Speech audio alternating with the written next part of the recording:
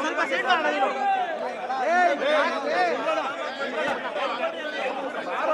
ಹಿಂದೆ ಹೋಗೋಣ.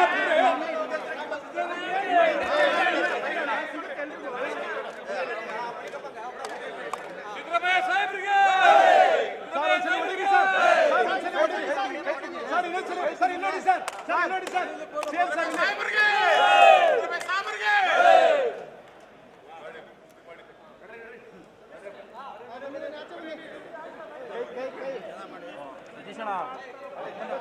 ಒಂದು ಪಾಯಿಂಟ್ ಯಾರು ಫಸ್ಟ್ ತಗೋತಾರೋ ಅವರಿಗೆ ಜೈಶಾಲಿ ಅಂತ ಘೋಷಣೆ ಮಾಡಲಾಗುತ್ತೆ. ಸ್ವಲ್ಪ ಸೈಡ್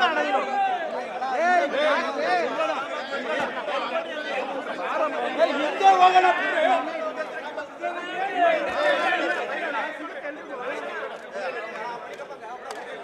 ಸಿದ್ದರಾಮಯ್ಯ ಸಾಹೇಬ್ರಿಗೆ